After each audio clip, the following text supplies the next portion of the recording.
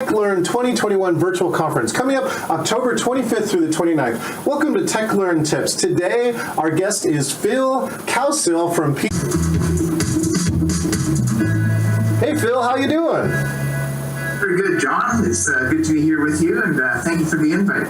North Bay, Ontario in Canada. We're about 3.5 hours north of Toronto. If you remember the Toronto Raptors when they won the NBA championship. It's called God's country because it's beautiful out here. We don't have to worry about forest fires right now, so it's a great place to be. Fantastic. I know my friend was actually in that parade, of course, when your Raptors won. So congratulations for that, and welcome. Phil's going to be speaking at TechLearn 2021 today. Let's see. Phil's going to be speaking at TechLearn 2021. I'm going to learn how to speak in just a second. And today he's going to share by unlocking hidden tricks in Photoshop.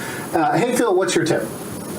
Well, the one tip I want to bring up right away is the fact that you can have true 3D objects inside of Photoshop. And if you think about 3D software such as 3D Studio Max or Maya or the free version of Blender, it can be very complicated, very difficult. But inside of Photoshop, they made it very simple for you to create 3D images and 3D objects. So also, rather than having a 2D image in your learning, you're now going to put it in a 3D shape and start to rotate it and play with it at different angles.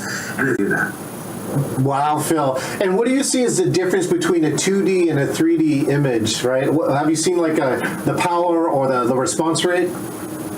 Well, the big difference is, and I'm actually doing a presentation on visual design at another conference, but the key thing on that was when students look at your learning, what are they looking at? Remember, these are professional-looking graphics, and then you take a look at your learning. What does it look like?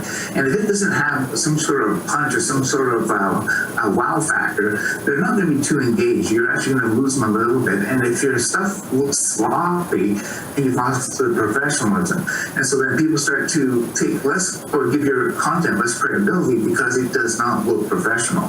So what we want to do is, with a few simple clicks and just learn some of the background things like artificial intelligence called Sensei instead of Adobe Photoshop, you can really punch up your images to make it look very sharp, and your people will be able to remember your content because you give them a little something extra that they're not used to seeing inside of learning. Last question is, what's for training?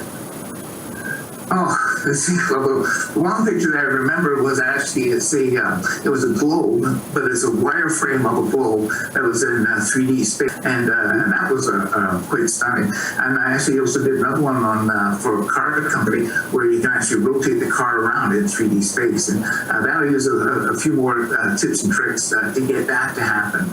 But the fact that you can start to play with things in 3D space is amazing. And one more that I did is where I created had a virtual set from Star Trek Voyager, and then from there it was a 360-degree image, and you can rotate all the way around, and I had animations happening. But the fact that you were engaged and started was something that was really, really impressive, and that you remember. And that's what you remember. That's one of the key parts of training too. It's right. It's not the things that you hear. It's the thing. Thank you, Phil, for that visual tip, and we look forward to seeing you again. Phil's going to be at. I love that TechLearn tip, and Phil's going to experiences all for $595. Register now at techlearnconference.com. You can use the discount code Chen. I have my last name, Charlie Hector Enigma. $9 engaging virtual meetings book. Hey, Phil and I will see you there.